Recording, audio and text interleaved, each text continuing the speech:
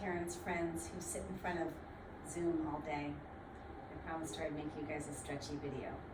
So I'm going to use the wall as my main prop and then a chair as another prop, mainly because I'm just assuming everyone has a wall and a chair. So first thing you're going to do is stand up against the wall with your heels touching the baseboard and your head touching the back of your head touching the wall.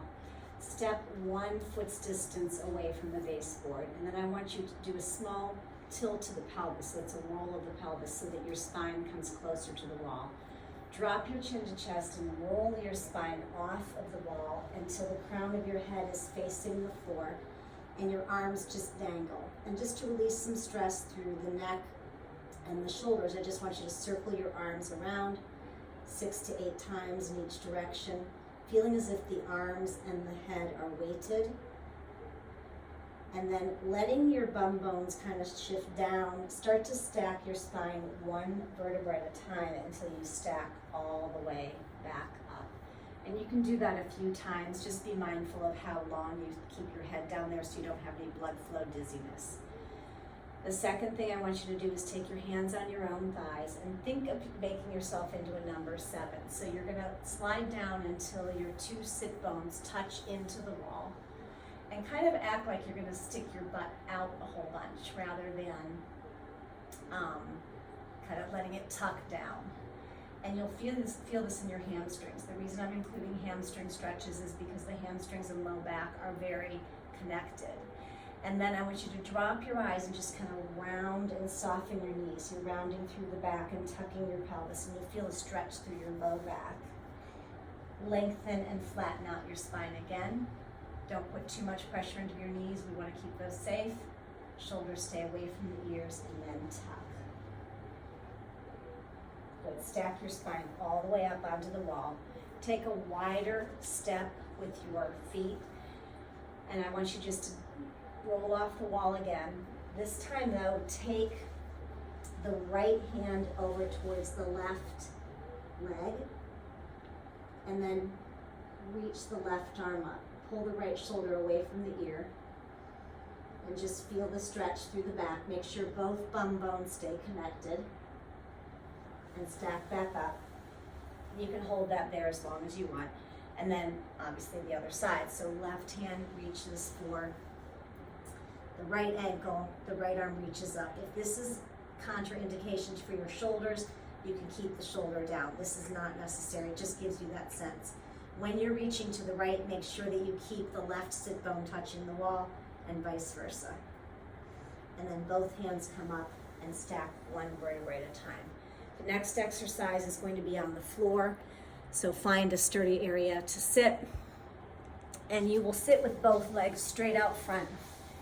Take the right hand to the instep of the right foot. So this is important to remember. A lot of people will go to the outstep, so the big toe side.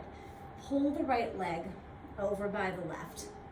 Pause when you feel just a little bit of a stretch, because the stretch will come from your breath. And then take 3 big breaths, really inhaling big and exhaling. Notice how I have the fan here so that I look like a movie star.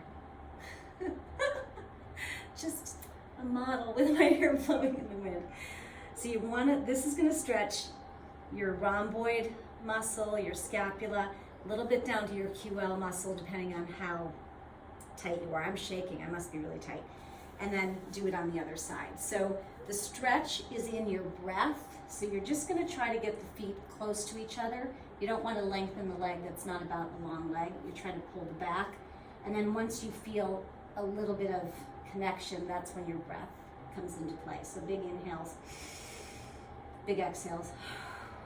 Inhale, exhale. Good, one more inhale and exhale. Good. Both feet will come flat. Lower your spine to the floor. Take the right ankle over the left knee. Take both hands through your left thigh and pull this in. This is for your right hip. So this should feel good. What you want to make sure that you do is not have your hips shift over for this. So if your hips were kind of on train tracks, you're going to keep them on the same set of tracks. And then place the left foot down, switch it up. So the left ankle comes over, Right knee stays right in alignment with the right hip. It doesn't pull in or out.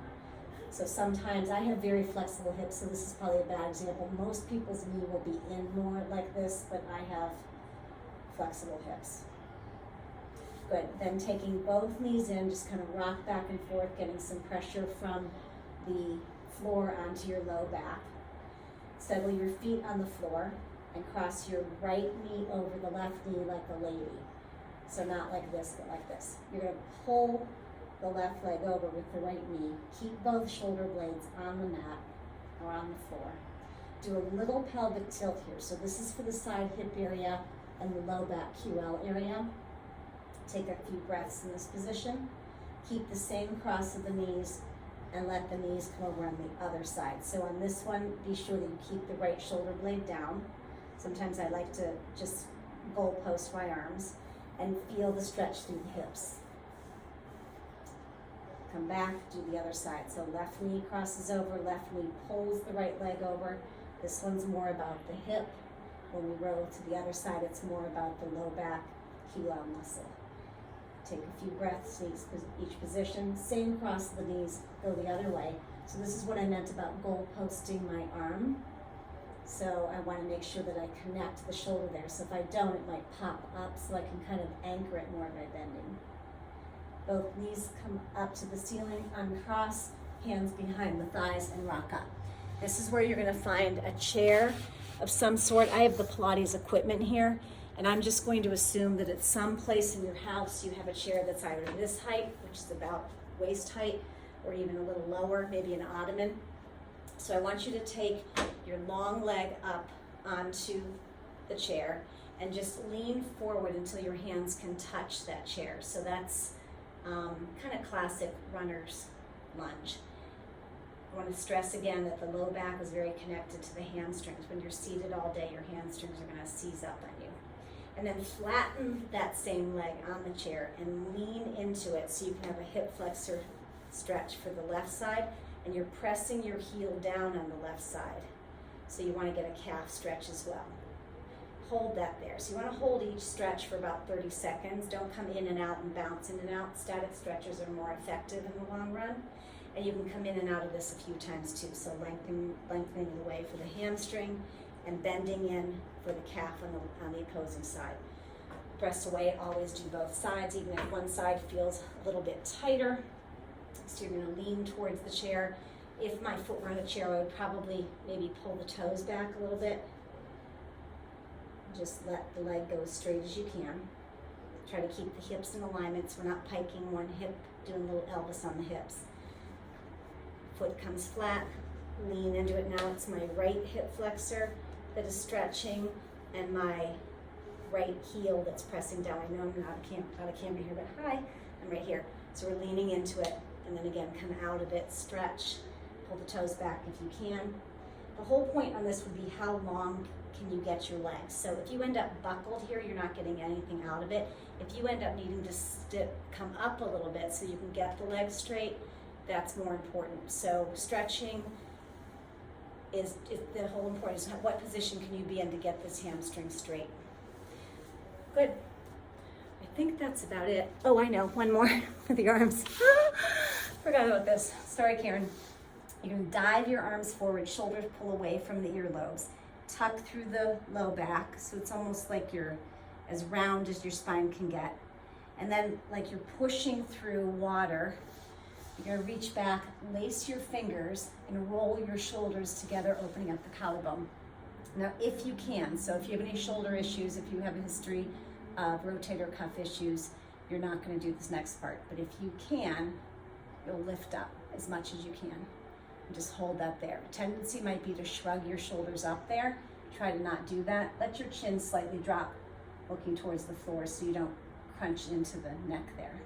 And then again, you can release, dive forward, tucking.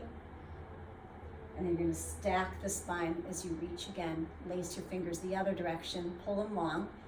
You only have to lift them up if that feels good for you. So it does for me. So that's it.